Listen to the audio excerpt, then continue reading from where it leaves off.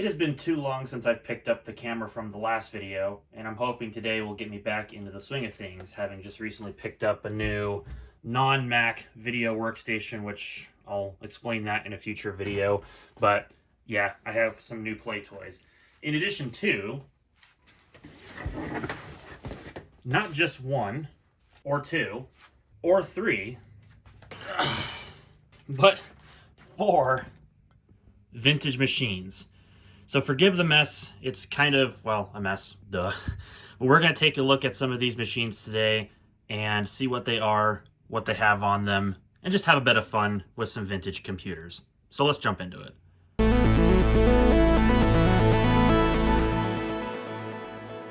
This has got to be one of the coolest hauls, aside from this thing, that I've gotten in a long time, and that's not an exaggeration. Now, it's no secret, I really like my old computers, but it's kind of hit or miss as to whether you'll actually get them in the Pacific Northwest, especially these days when either people tend to scrap them or they just ask insane amounts of money for them. And I get that some of these things are rare or they're scarce in quantity these days, and especially good condition and whatnot, but it's really hard to find good examples of vintage technology, stuff that could potentially be historical in nature, not the least of which is this computer in this gray bag here. But each one of these is quite fun, and I'll toss in some little curveball machines towards the end, just things that I've gotten recently, which I have not been able to get to work, but I figured I'd show them off anyway, because why not? I think it'd be fun. So let's dive in, and we'll start off with what I think is going to be hopefully one of the more interesting, but probably trickier to film machines in this gray bag here off to the left.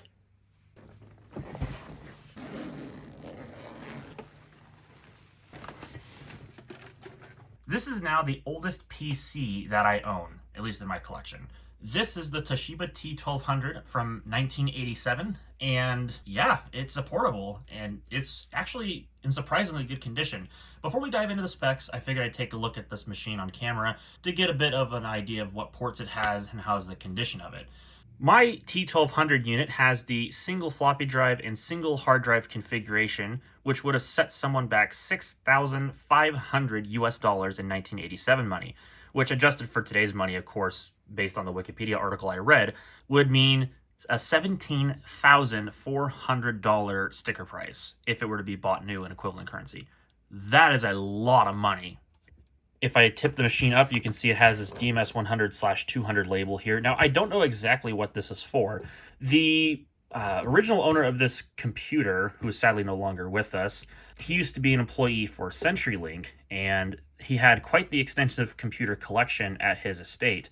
And this machine just so happened to be one of the examples that I've got from there, as well as the other machines that I showed at the beginning of the video in their respective bags. And so my guess is that this was probably something of relevancy for his line of work, but I don't want to assume, and of course I will never know, and not like it's really going to matter for the grand scheme of my ownership of this computer, but it would have been interesting to see. Maybe that was like a serial port setting or something else, or maybe that was a connector or cable type that was used in his line of work. Who knows? Someone can probably entertain me down below in the comments section if that's of relevance to you and your line of work and you have something to share about that, but I'm not going to focus on it too much. It just so happens to be a interesting label here, which I'm not going to peel off because it's, well, yeah, there's probably going to be unyellowed plastic under there, and I don't want to make this thing look any hideous or more hideous than it might potentially be to somebody. Anyways, moving on. Underneath, we have a handle, which is also useful for propping the machine up, which I'm not going to put its weight on it. This thing is very heavy, and I'm sure that plastic probably doesn't appreciate, probably doesn't appreciate being moved all that much. So we're just going to leave that alone. Rotating the machine to the right side, you can see the 720K disk drive here, as well as the hard drive underneath it. And I believe this actually had a JVC hard drive in it, which, if you've watched the latest video from Adrian's Digital Basement's second channel, you might know that he was working with some hard drive cards. And I believe one of them happened to have a JVC hard drive in it. So I'm almost wondering if that's what's in here too, which is quite fascinating. This one happens to still work, which is quite awesome. And I did remember to park the hard drive heads, which this luckily had a utility for that. So at least has that going for it. You might also notice there's this expansion module underneath that says "One Under" by Connect Computer. And I don't know if there's going to be much I'll demonstrate about that while I've got this machine out, but it is an expansion module that goes underneath, and it actually has a DE style connector on the left-hand side, which we'll take a look at once we get to that side of the computer. And here's the back of the computer. You can see that this one has the RJ11 jack for a modem of some sorts, of which the baud rating I don't know, so I'll probably put a subtitle somewhere on the video to reflect on what that is rated for. This machine has CGA video, so you can see it's got a DB9 style connector there for the RGB output, as well as a composite video jack for its output as well. It has two 25-pin connectors. One is for parallel, and the lower one here is for an external floppy drive. We have a 2.5mm style jack that's labeled as keypad, I think. I'm not entirely sure what Toshiba accessory that would have been. Maybe it was an external numeric keypad or some sorts. I don't know. Someone will probably have to look that up and confirm that, but that's what that's labeled as. And we have a 9-pin serial port off at the bottom left. Up at the top right, you can see we have the 12-volt barrel jack, and we have two power switches. To the left of the power jack is labeled hard drive, on and off, and to the right, of course, is the regular power switch.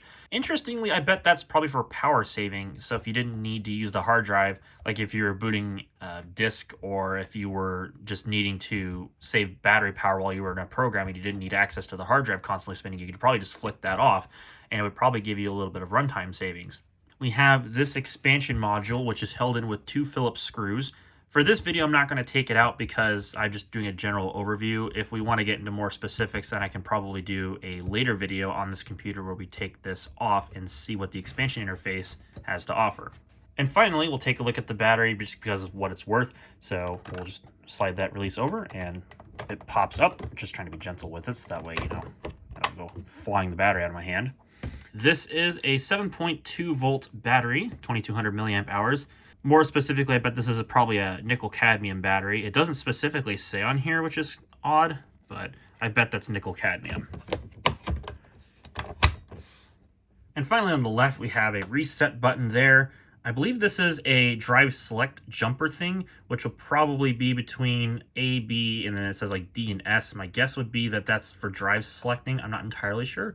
LCD contrast is there, and then there's that expansion module down below, which happens to have a DE style connector of some description on it. It almost looks like this would be an 8-bit ISA slot that's just brought out from the system expansion interface on the back, and this is where the card would mount inside. So my guess is that's what that's for, and whatever expansion interface is in here was pertinent to the guy's line of work, the person who had this computer before he passed away. It also has a UTS property label, which of course that's probably long since been irrelevant, but still neat to see. So here's the inside of the Toshiba T1200. As you can see, this has a 80 column wide LCD, and it actually says that on the bezel as well. You can see right down there at the bottom where it goes up to 80 columns. Likewise, on the top of the display, it also happens to say 80 columns on it. You can also see down there is a brightness wheel. And yes, this machine does have a built-in LCD backlight, which is quite fun. And it does still work, which is even better. So we'll be able to take a look at that when we turn this computer on.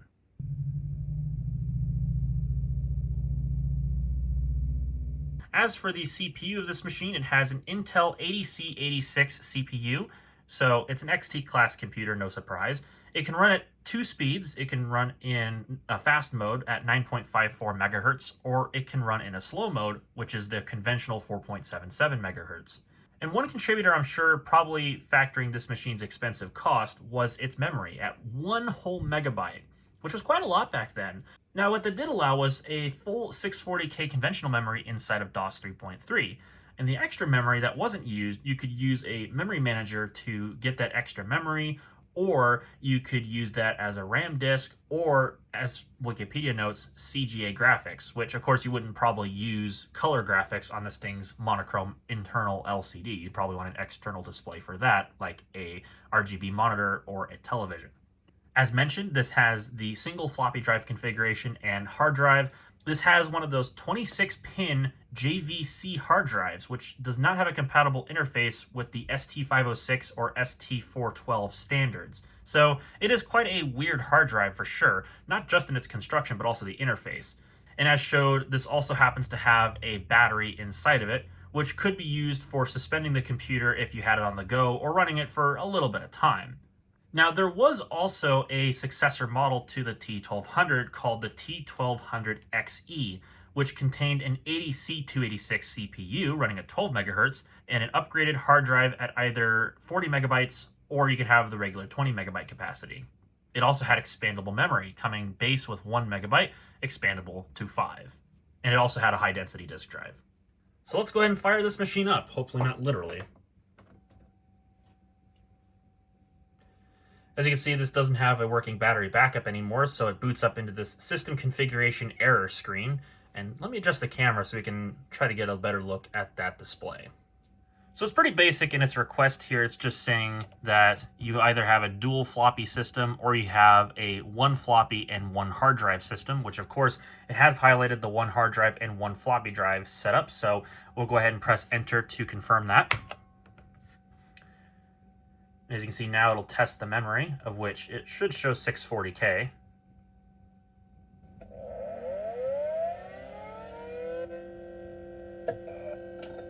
And there goes our hard drive.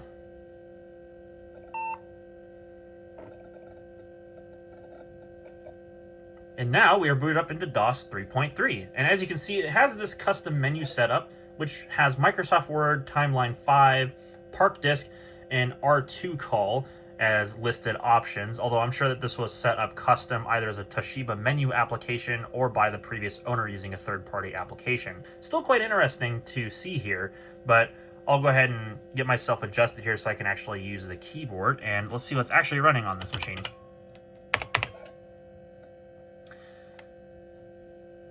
We do have a couple of programs, most notably there's PC Plus there's a menu application, there's DOS of course, and there's a few other files just on the root of the drive here. And I'm sure that if we were to go into menu, which I can't exactly type all that well at this angle, so I apologize for that. We can see that it's got a few different files inside. If we type in main menu, if I can actually type to save my life. This keyboard may not also be in the best of shape either. It takes a little bit of force to type some of the letters like N and enter as well. Type menu to start direct access. I'll do that then. Oh, we do have a username on the top there. Welcome to the main menu. Good morning, please enter your selection. So we have DOS utilities and communications. Let's see what we have here for DOS utilities. Oh no, we have a password for DOS utilities. Well, I don't know what that is, so I'm probably not going to be able to get into that. How about B? Okay, we do have some extra stuff in here. Omni IO data line monitor, copyright 1988 by Computronics. I'm not sure if that's a device that was plugged into that expansion interface over there that is connected to the bottom of the computer. Maybe it was, because I'm sure that this was used in the telecommunications industry for diagnosis of hardware, as I'm sure that's probably some kind of serial interface, which may explain why that whole expansion is, or that whole expansion module is on the bottom. And there's a lot of different interfaces here. I couldn't begin to tell you about how all of this is probably configured, so I'm not even going to begin to go into it. But it's neat to see that it still works. So we'll go ahead and exit out of it by pressing F10. And interestingly, it sounds like the hard drive heads are like parking themselves. I'm not entirely sure. I'm not an expert on these old hard drives, but I'm sure that it's probably like parking the heads by itself as a means to, well, if the machine's getting moved around, it won't accidentally cause data damage. Now, we did explore that Omni program there just a moment ago, but there's also a util directory, so I'll take a look into there, which has Park Disk, Map Mem, and a couple other things like LapLink 3. So I'm sure if I opened up LL3, that is LapLink, which was a popular utility back in the day, and that's exactly what this is. So that should look familiar to people who used it back then. So I'll go ahead and quit out of this. And I think MapMem might actually be the program that allows us to access that extended memory. Let's see, allocated memory map. Yeah, you can take a look and you can see there's a bunch of free conventional memory, but we don't have any of that extended memory running. And I think DDIR probably is, yeah, it's another way of running a DOS directory command, which I'm sure is probably in the system if I were to back out of this directory and run that same command. Yep, indeed it is, which makes looking at directory listings a little bit easier. Now, just briefly, we'll take a look at that PC Plus program. So we'll go PC Plus.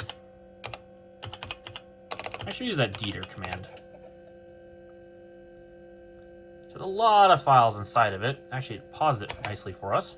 And I believe how to run this is just typing in PC Plus. Procom Plus. Press any key to enter terminal mode. Will do. So there we go, actually a terminal emulator. That makes sense now. I don't have anything, obviously, to demonstrate this, but it looks like this was used at 1200 baud. Obviously, 8None1 is the configuration for the serial interface there. VT102 emulation. Interesting. That's quite cool, actually. And you got Alt-Z for help there with a nice PC speaker command. And to exit this program is Alt-X, so we will do that. And yes, we want to exit.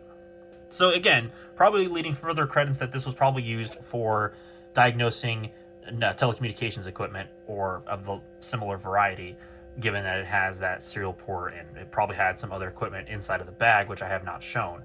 So very neat machine. I don't know what I'm going to do with this in particular other than it is a display piece in my collection. I still think it's absolutely fantastic that this machine still works as good as it does. And if I run check disk real quick, we can take a look at the drive itself and just make sure that everything is working as it should. And as you can see, it reports itself as a 20 megabyte hard drive there and no bad sectors, at least not at the moment. So as far as I can see, there's no data rot going on. There's no corruption. It seems to work. So I don't want to screw with it because these old hard drives are cantankerous at best, and I certainly don't want to mess this one up. So before we put this machine away, of course, I am going to go back into that util directory and I am going to park the hard drive heads. So let's do that now. And I believe that program is just called Park Disk. And now the hard drive is parked and we can go ahead and shut it off.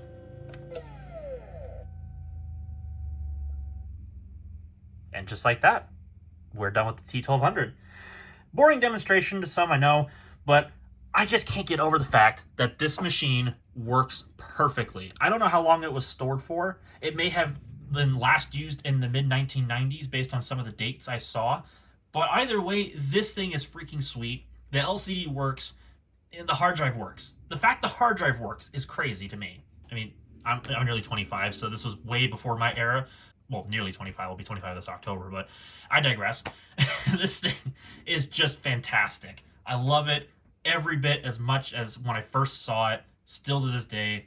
And even if I might not be able to do much with it, it's still an absolutely fantastic example of this machine. So with that, let's go ahead and close the display here. And gently, of course. Oh, interesting. I never even noticed that. It actually has a blinking light up there. I'm not sure if that's actually trying to charge the battery. My guess is no.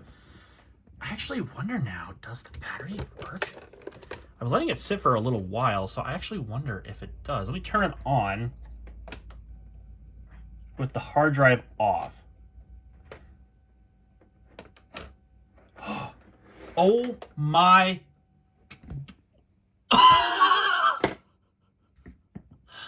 Oh my god, does the battery still work? And no way. There's no way. I can't believe I just saw that.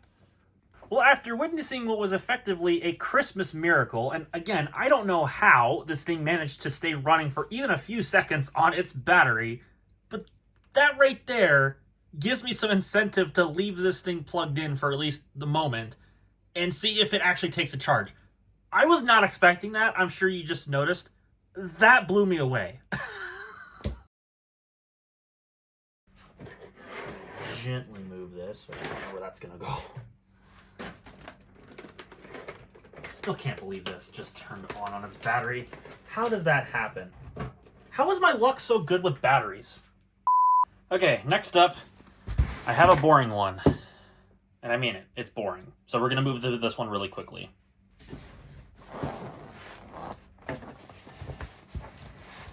Yeah, I know, you're already going to see it, and you're really like, boring! Yeah, that's why I said we're getting through this one really quickly. This is a Dell Latitude D505 laptop, which, of course, is very much not a very interesting computer, at least by my standards. Although it might have been a solid workhorse from back in the day, these days there's not really much in the way of redeeming qualities for these machines, aside from if they have the high-resolution display or a fast CPU. But aside from that, these were generally integrated graphics models, and that's about it. So good for stuff, but like, you know, these days it's not going to be a gaming computer. It wasn't even a gaming computer back when it was new. Although it is still in decent condition. It's missing its blanking plate over the PC card slot there, which I'm sure may have been used at some point in this person's workload. And you know, it's complete. Like it does turn on and it does work. Although it only has a combo drive CDRW DVD-ROM drive. And let me just make sure. Okay, yeah, there's nothing personally identifiable on the bottom other than the Windows XP product key, which at this point I really don't care about. The battery, I don't know if it actually still works or not. I guess I'll have to check that, but it does have some love marks from when it was being used, which is no surprise. So let's just go ahead and get this machine done and over with here, and let's go ahead and open the lid.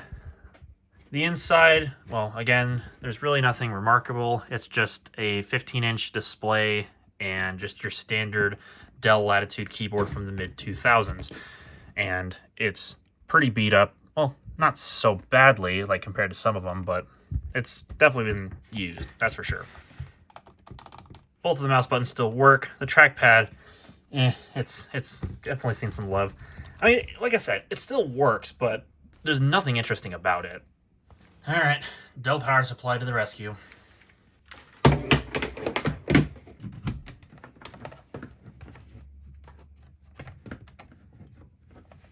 All right, now that we got that connected, let's go ahead and turn it on. It does still have a hard drive in it. It's got a fairly early BIOS of A03. I'm not sure if that can be updated. Not like it really matters in the grand scheme of things. Of course, the CMOS is dead, no surprise there.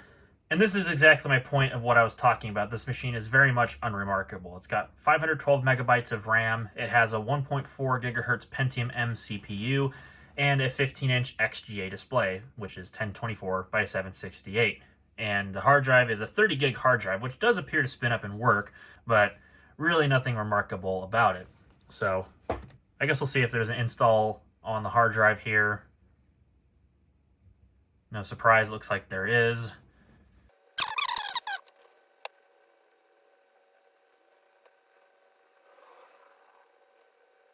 $179 unread mail messages. Well, you can tell that this guy definitely used something from Microsoft to do his email. Looks like it also has Kaspersky antivirus because it's got a protected by Kaspersky lab up in the top right, which rarely does any third-party application put stuff up there. So, yeah, looks like there's a password. Old fax number. Yeah, I don't know what that would be.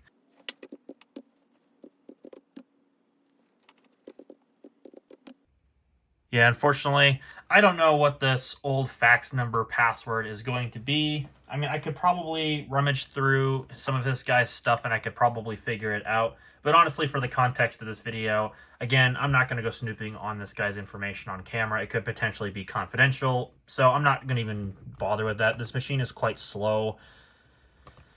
And, yeah, just for the sake of moving this video along, we'll just end this machine here. And let's move on to the next one. Next up, we have Compaq. And it's the old Compaq font too, so you're in for a treat with this one. Whether you think it's a good treat or a bad treat, it's still something cool nonetheless.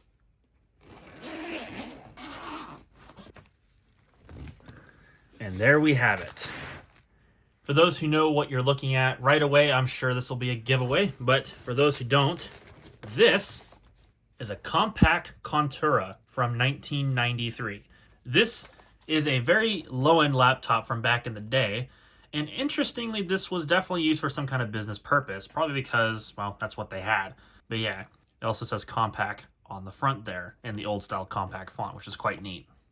Additionally, inside this bag, I did get it with the clip-on trackball, which is quite neat to see. I've actually never seen one of these before in person. It does work, although I haven't been able to really get it to work under Windows. So I'm sure it's probably something driver related, and maybe I'll demonstrate that later in this video, but I might save that for later in and of itself. We do also have a Microsoft serial mouse, which has a serial to PS2 adapter on it, so that's also handy to see. And this looks to be an additional 12-volt power supply that you could use in a car, so that's also really sweet to see. Now, I do happen to have a Contoura power supply already that plugs in via the wall, so we'll be fine there. I'll just use this today.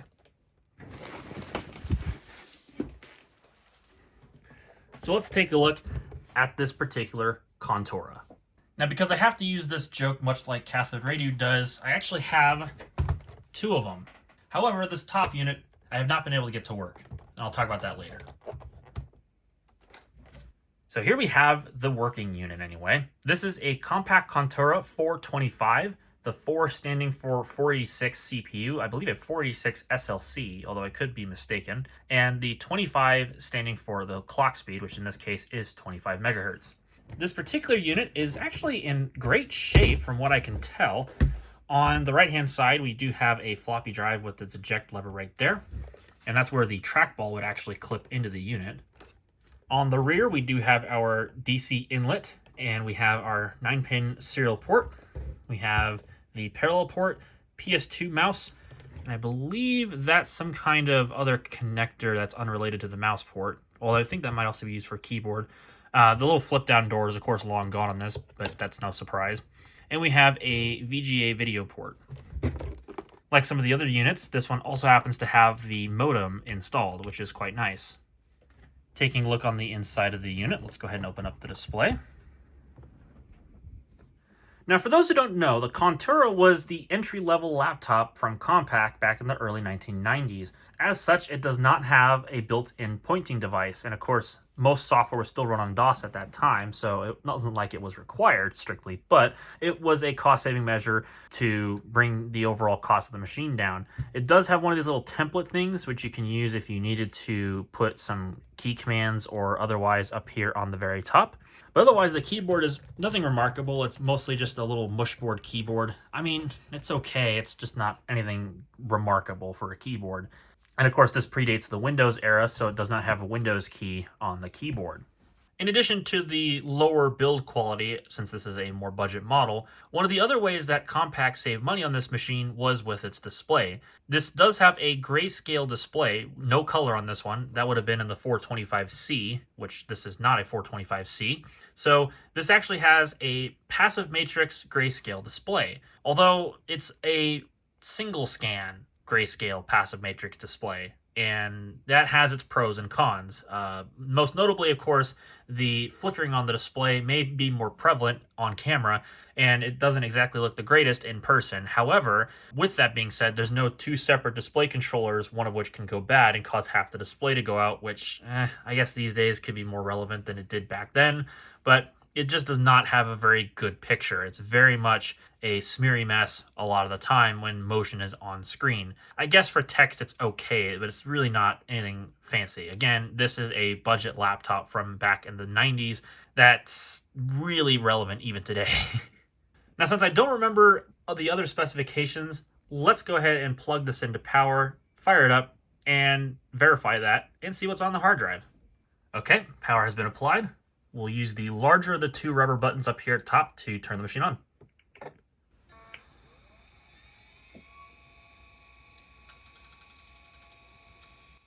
Any moment now the display should come on. And here we go with our experience of our single scan grayscale passive matrix display.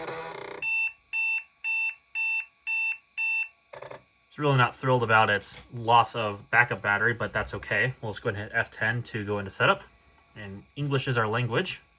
And let's see, today's date is August 15th of 2024, and I believe this machine is Y2K compliant. I'm not actually sure, but we'll find out at some point in the future, I'm sure. Okay, there we go. Following configuration options were updated. So we have our hard drive, memory, numeric coprocessor, diskette drives, serial interface, that sort of thing. Okay, for our hard drive, you can see we do have a 121 megabyte hard drive, as it says type 50 there. And as it looks like, we have 4 megabytes of RAM as our configuration here. Obviously, there's no password set. You can see the amount of ghosting on the display is insane. But yeah, we're on the external power source, of course. So let's go ahead and we'll exit out of this and we'll save changes and we'll let it boot up.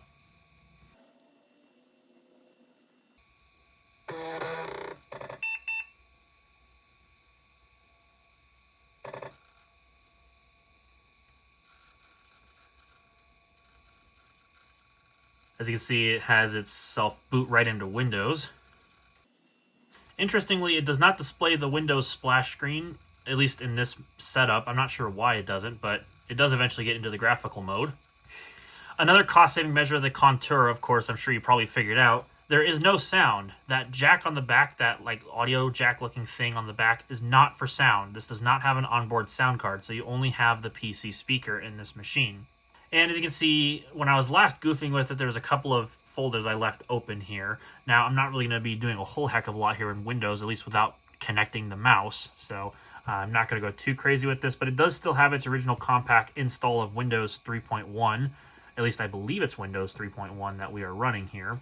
And I believe if we go into About Program Manager, as you can see, this one was actually licensed to Sprint because this was where this machine was last used at the time. And I'm not sure why it says we have over 5 megabytes of memory here under 386 enhanced mode, even though the BIOS said 4. So my guess is that's either virtual memory or it's just something else in this machine that I'm just not familiar with at the moment. And it's 3.1, not 3.11. So that makes a lot of sense. Obviously, let's go to Window and let's get this Compaq Utilities thing. I forget how you use Windows 3.1 without the keyboard here. So let's just move over to, where is the main window? It's somewhere around here. There it is. We'll go into File Manager here. This does still have a lot of stuff on it, so I'm not going to be opening up the Word documents. This does have a copy of Word for Windows as well as PowerPoint. And there is the clip art and some other stuff loaded onto this thing's hard drive. I think, what is this application called? It's got organize.exe. Let's take a look. It's like Lotus Organizer for Windows, and it has a nice little startup splash screen animation there. So it looks like a pretty nice application, probably mostly mouse driven, so we're not going to be taking a look at too much of that. Going back over here, there's their mouse driver. It looks like Hoyle of some kind. It's probably card games, Microsoft Excel. There's our DOS folder, and then there's Compaq DOS. So these are some of the Compaq utilities used under DOS, and we'll take a look at that when we exit Windows. Got reach out, R2 call, which actually I'm not sure. Is that a Windows application or is that a DOS application? Okay, that is a DOS application. That makes sense. So yeah, it looks like this was a modem tester of some kind. We'll Alt F4 that, or sorry, Alt Q. So you reach out. So these are probably some more utilities that were used in this guy's line of work, or maybe when he was at home or something. Who knows? Interestingly, there's a system folder in here. Oh, it looks like there's just some temporary things. Okay, that makes sense then. Okay, well, let's go ahead and exit out of Windows and we'll head out to DOS. And here we are. So there's our directory listing there, which I'll actually just do a wide directory listing. So for CPQ DOS, I believe there are some utilities under here that you can use, most notably Power. Well, actually, that doesn't really tell me much of anything. There are some function key software drivers loaded. Down here on the keyboard with the function key, you can actually trigger a couple of different battery or power-related settings.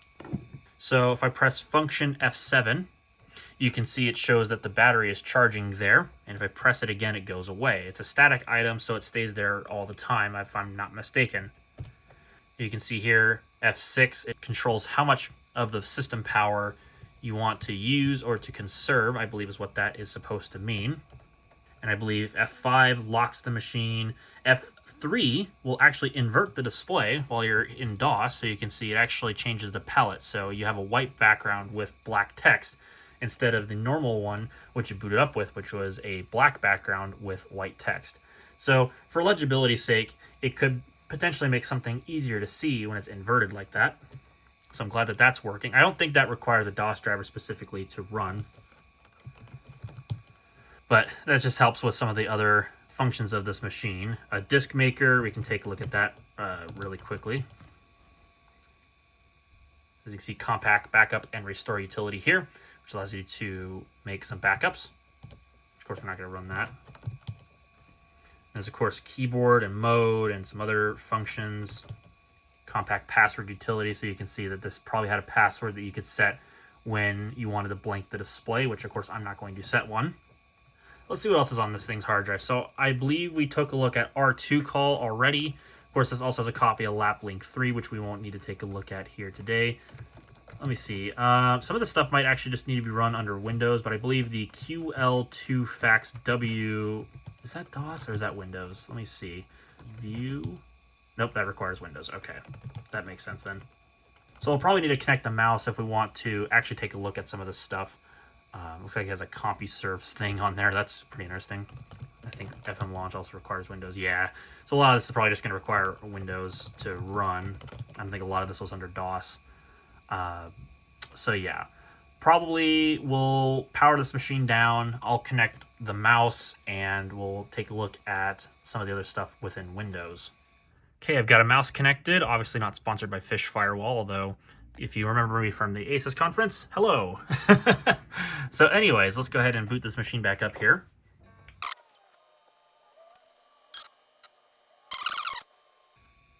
Okay, and survey says, yes, as a matter of fact, we do have a working mouse. Yeah, you can see this machine definitely was in need of having mouse trails enabled. It is so ghosty. It's crazy. So let's go ahead and get this out of the way. Let's take a look at some of the software that is under Windows here. So we already took a look at that Lotus scheduler program. Let's see here. We have Excel of some kind. It looks like Excel version 5. We'll launch that briefly here.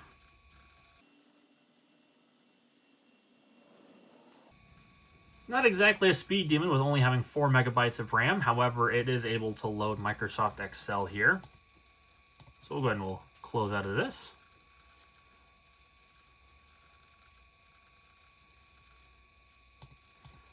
And let's see, there's Compaq utilities under here, which we had open at the start, which there's some other configurable things inside of Windows. Actually, no, that just takes you out to DOS. But as you can see, you can change the pop-up size, volume parameters, that sort of stuff about the power saving, I'm sure. Which will exit without saving changes. Oh, it's actually making a hibernation file. How convenient. Well, once it's done with that, it should drop us back into Windows. And indeed it does. Okay, good. Let's see. Quick link fax 2. I mean, maybe that might hold some secrets to that Dell Latitude D505's password. Again, I'm not going to show that on camera because I have no reason to. We do have Word 6.0, which is a little bit newer, although probably from about the same era as Excel was. And it's probably going to take an equally long amount of time to open. You can also see it says Sprint Corporation internal use only, has the licensing on that one, which is quite fascinating to see. And yeah, here you can see Microsoft Word. Actually, you know what? I wonder...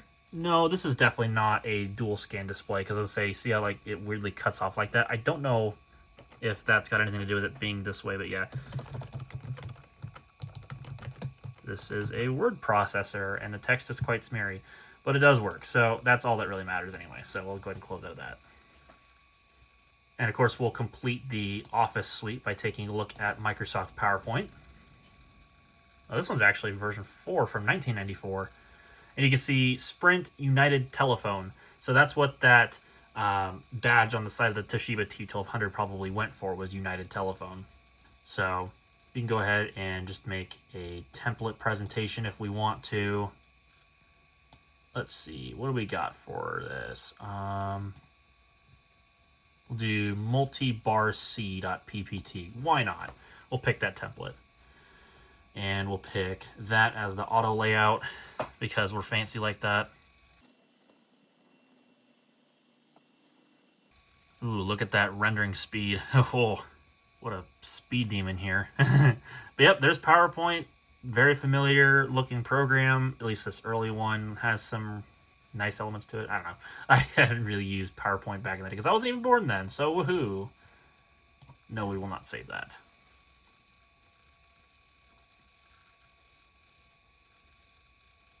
And I believe under games is just the standard Windows games. Yeah, Solitaire and Minesweeper, so I don't need to go demonstrating those. And I'm kind of curious to see...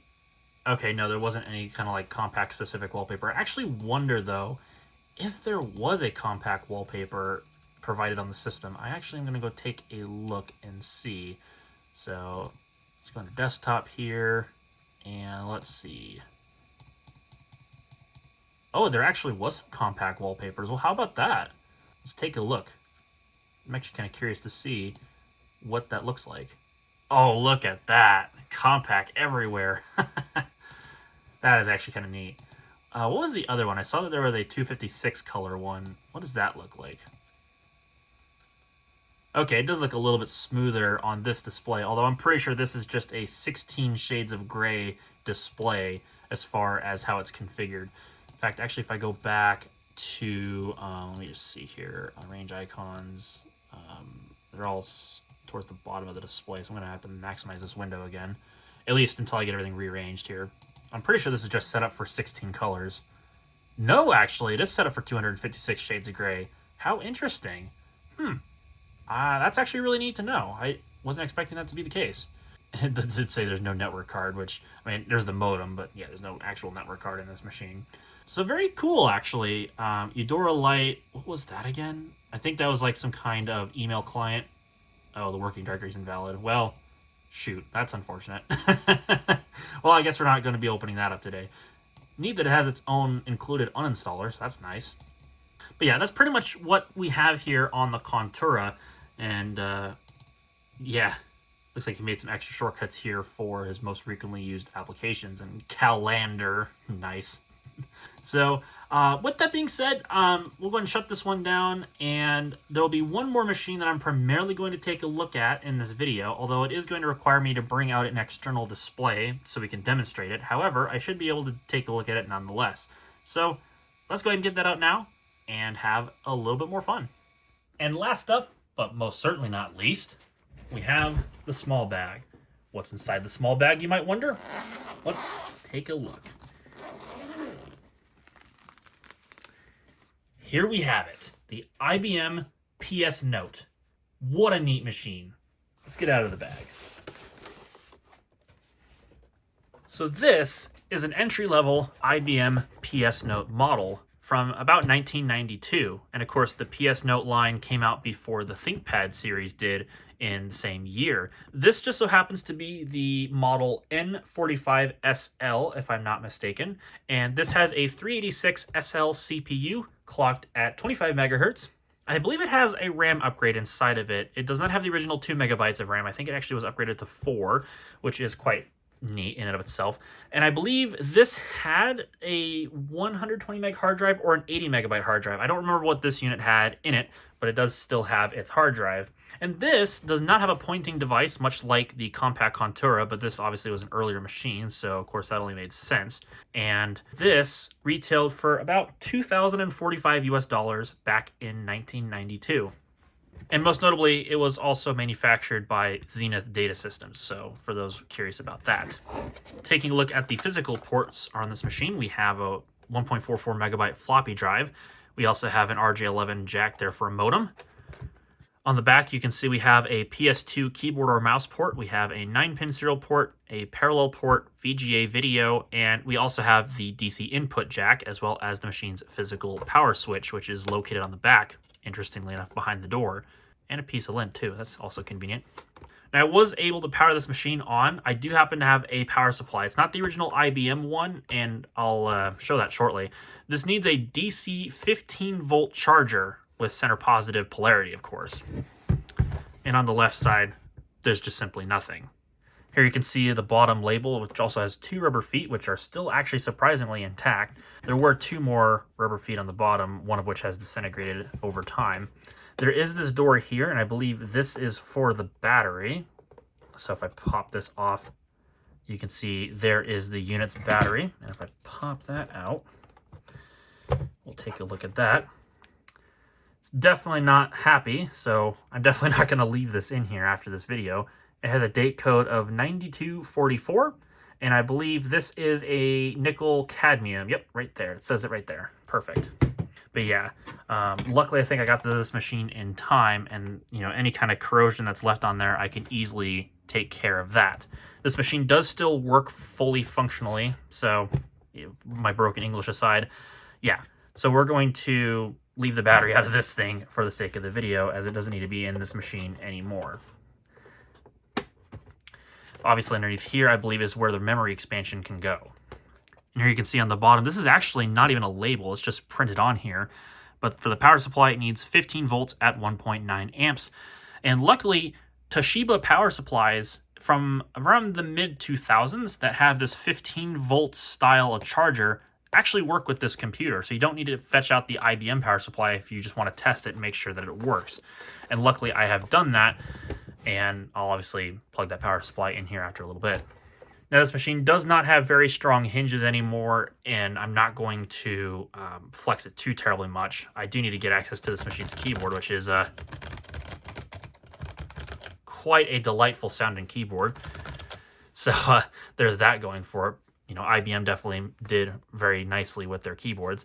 This counteractively is not actually the power button, which is what I thought at first. But yeah, no, there's a hard power switch on the back. This actually, I think, would act as like a standby button or something like that when the machine was booted up.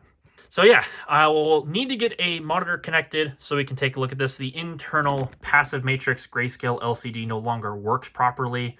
It does not have vinegar syndrome, but you really can't see anything out of it. And I believe the contrast control is busted. So we just can't see anything out of this thing's display, so we'll have to use external VGA today to demonstrate the PS node. And what better way to demonstrate it than with the 16-inch LCD? Heck yeah.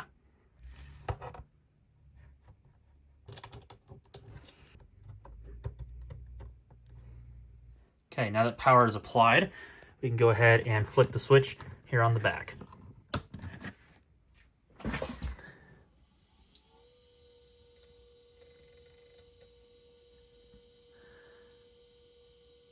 Now I have configured it to work with the external LCD already, so you can see that's lit up. But it's supposed to mirror what's on the internal display, which, as you can see, it's totally blank here. And of course, it's not thrilled about its lack of CMOS setup, but, you know, whatever. Now, it does drop you into setup, but it turns off the LCD, which is kind of annoying. So how I've gotten around that is to press function F1. I think is what I did, or was it function F2? It was one of those key combinations. I somehow got it to go into the setup with the external display enabled.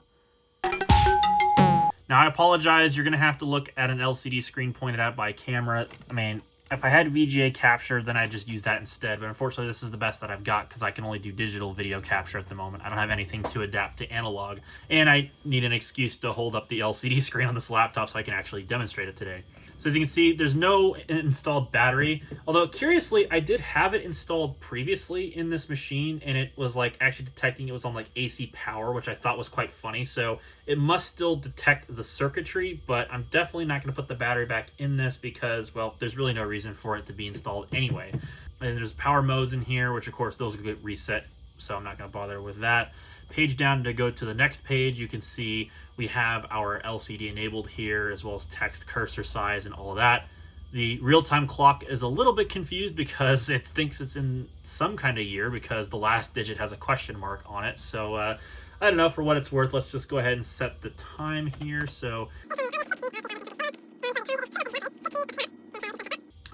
page down, you can see there we have our CPU, which is the 386 SL, and there's no math coprocessor installed at the moment. As you can see, we also have 4 megabytes of memory running at 80 nanoseconds. And the video controller is a Cirrus Logic CL-GD6410 with 256K of video memory. There's our hard drive, which is the 80 megabyte hard drive, although it shows up as 86 megabytes, kind of interestingly, but of course, actual formatted capacity is less. And with that, we have our pointing device detected on the mouse and keyboard port. And we should just be able to hit escape to save and exit, and we press yes, and it should allow us to boot up into the operating system. Oh, I forgot. Actually, this machine, I selected LCD and it went back to the internal LCD only. Whoops! So let's go ahead and Control-Alt-Delete, and we'll start this machine up again, and we'll watch the boot up sequence. It should now display on the external monitor.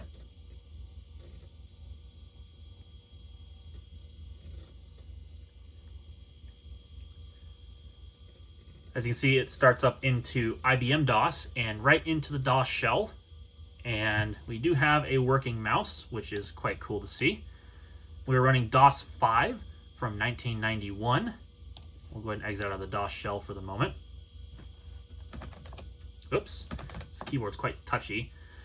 And yeah, here we are in DOS. Now, this does not have any copy of Windows on it that I can see, although it might have at one point because it had a win820.386 file here on the root of the C drive. But as far as I know, Windows is no longer installed in this computer because if I type in Win, you can see it doesn't boot into Windows, which is fine. I mean, it's a 386 SL CPU. I can't imagine that Windows, especially 3.1, would have ran all that well. However, it does have the 4 megabytes of RAM going for it, so I guess there's that, but really there's nothing special. But the software in DOS actually is, and at least it's a little more interesting than what we would have found under Windows. So let's go ahead and take a look at some of the folders here. So, of course, we have Lotus 123. So we'll just go into that folder, and we'll launch 123. Of course, I'm going to censor out that guy's name. And yep, here we are in Lotus 123. And nice PC speaker beep. So, yeah.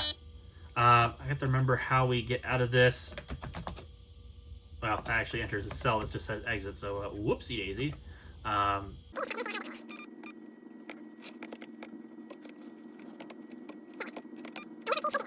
There we go. And now we're out. Oh, whoops, I forgot to do. So now that I take a look at 123 there briefly, let's see. I think BW, what was that again? Oh, good lord, there's a lot of files in that.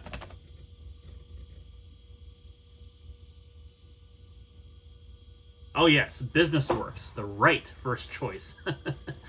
Boring accounting software. It appears that the DOS system date which is used by BusinessWorks has not been set or is set incorrectly. Woohoo.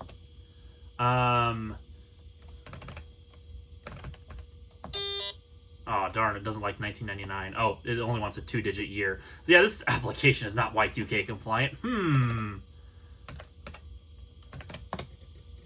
Close enough. Oh, good. We need a company ID and all that stuff. Yeah, boring accounting software. You know what? I'm really not going to do too much with this, but at least it works, so there's that.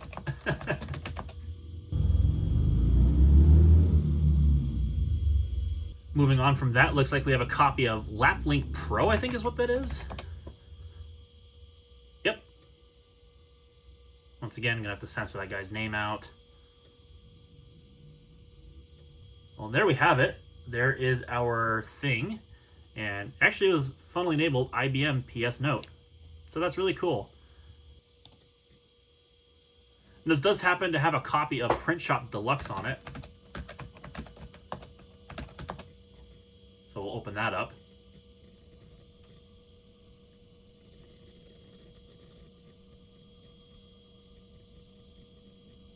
And there we have it. There is our copy.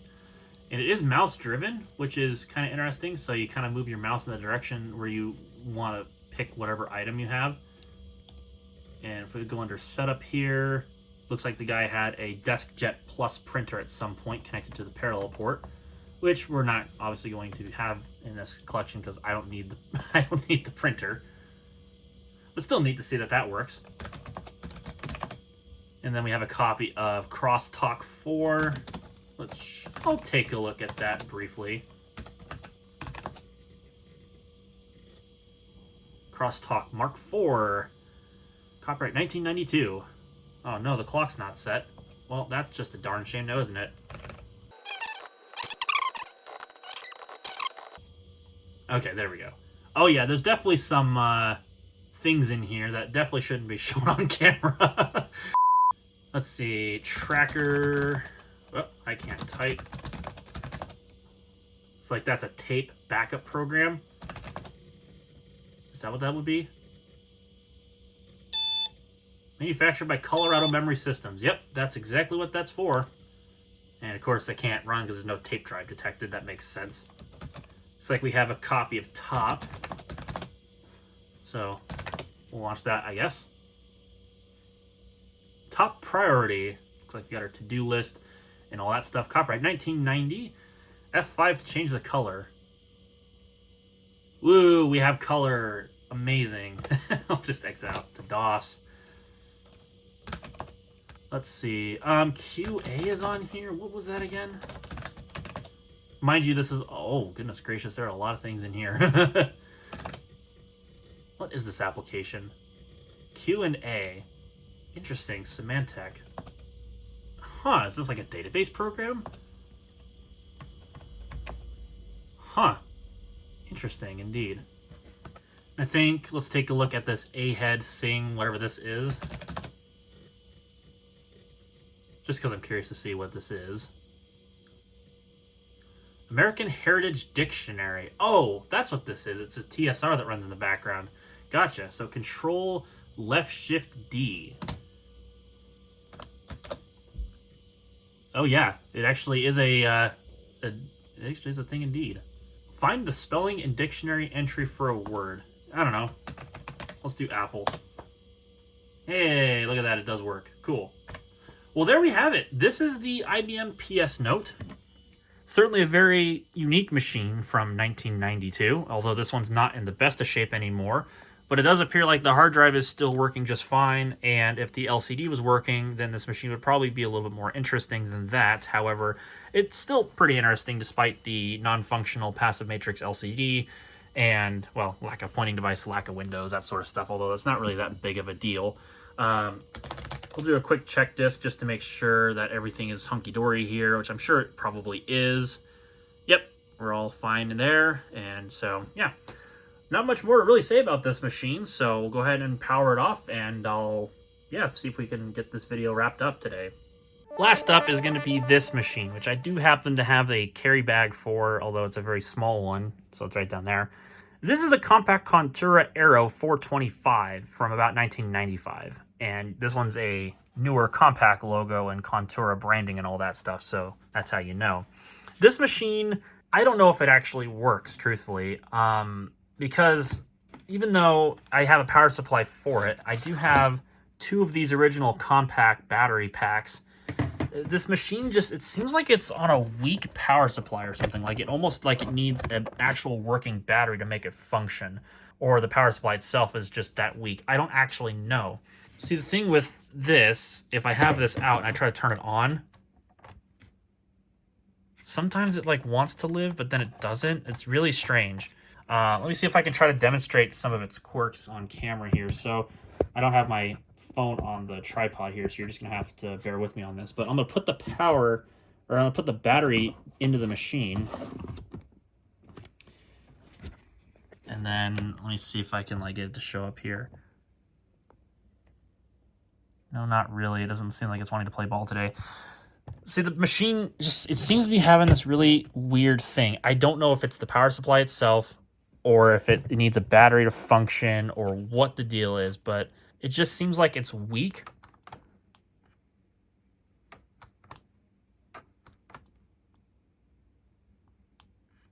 See, it like tries to spin up the hard drive there and it just like kind of gives up.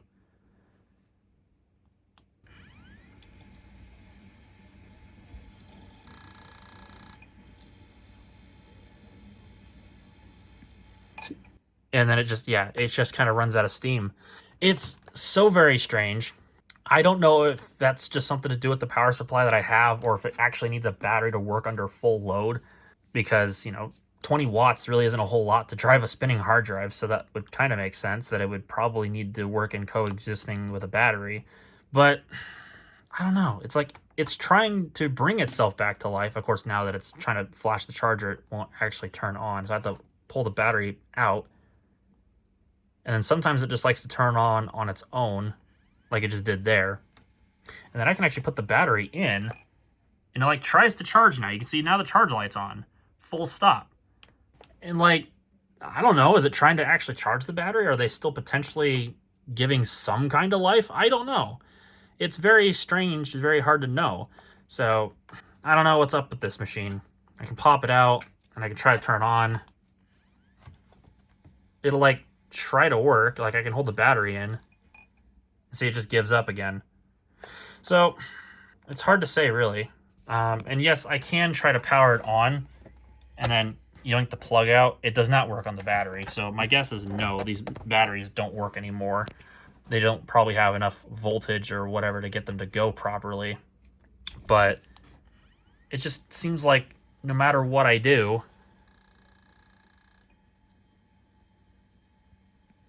it wants to work.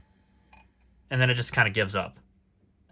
Kind of a shame, because this is a really cool machine, and I think it'll work once I can get it to stop powering off like that. So I don't know if it's just a matter of the power supply itself that's just weak. I probably sound like a broken record saying that, but like, I don't know. Maybe somebody will have some ideas down below in the comments. I might. It's kind of hard to say without having more than one power supply to test this.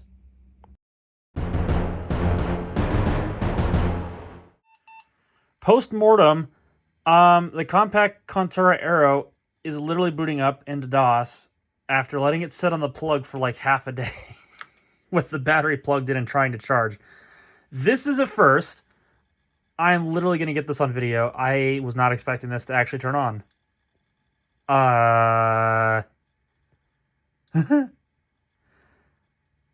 This is so cool. Oh, good lord, it's got McAfee on it. Well, I mean, back in the day, having an antivirus of some kind is probably better than having no antivirus at all. So, I don't blame them, but... oh, good, it's got to do a scan for viruses on boot up. I can't believe it, still. Oh, it's not happy. That hard drive was not happy there for a second.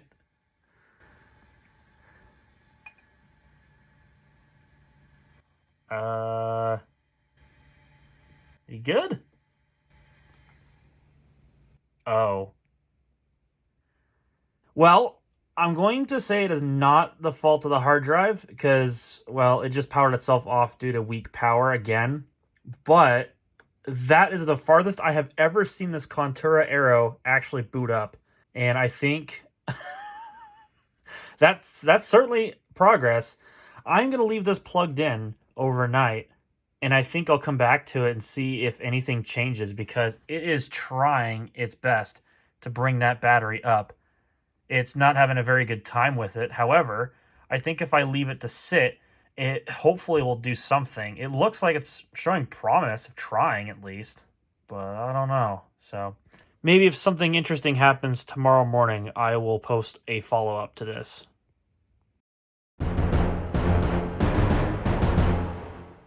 I'm back at it with the Contoura Aero 425.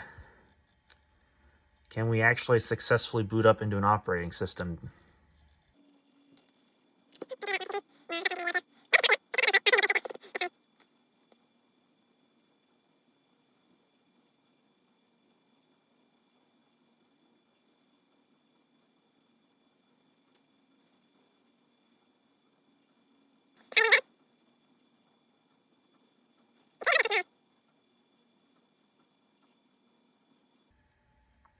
Hey, there we go. We're in DOS. What version? 6.20? Okay. Wow, that's a surprise. I didn't think we're actually going to get this far, but look at that. We made it. I can't believe it. Wow, there is a lot of things on this, including a copy of Windows as well, it looks like. So perhaps maybe I'll try to load into that. Oh, it's still actually the Compaq install. Look at that. I mean, it was the same thing on the Compaq Contoura 425 non-Aero. So, ooh, it's got the car wallpaper. How about that? Very neat. I wonder if this thing's trackball even works. Wouldn't that be sweet? It's sure not a speed demon, though. I mean, I wouldn't expect anything less with this thing running an antivirus and only having, I think, 4 megabytes of RAM. So it's definitely going to be sapping some of the performance out of it. Either that or, well, I mean, to be fair. Oh, really? So that's what this is running. Oh my gosh. That was a complete curveball. I was not expecting that at all. Okay, let me just make sure there's anything personal that shows up on the display here. Okay, currently it doesn't look like there's anything that is personally identifiable aside from the file name, but I mean, what are you going to do there? Okay, it doesn't look like there's anything personally identifiable here, but check that out though. It's actually got a copy of TabWorks instead of the usual Windows shell, and the trackball does work. Okay, so that's good. Let me see here. Which one's going to be the left mouse button? Okay, that one's the left mouse button. Yeah, TabWorks, copyright 1994 by Xerox Corporation. How interesting. I didn't know that they made like a whole desktop environment replacement in Windows 3.1. That's quite interesting. So that's something that I was not expecting at all. There's a few different files, I'm sure. Compaq Learning Center, Control Center. I wonder if that still opens. Let's take a look. Okay, it looks like it does still work. Exit to Microsoft Windows, computer setup, computer checkup, security management, Compaq Welcome Center, that sort of stuff. Okay, that's pretty cool. One thing I do want to do though, and maybe I'll look at this machine in a future video, but I just want to make sure. I keep hearing the hard drive making some like parking sounds. I'm just going to go back out to DOS and I'm going to run a quick check disk. Just make sure this thing's okay.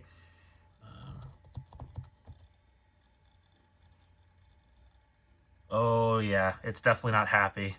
Wants me to run ScanDisk instead. Oh, it's right, because it's DOS 6, so it wants me to run ScanDisk instead. 4,096 bytes in bad sectors. Ooh, that's not a good sign. Okay. Well, that's good to know.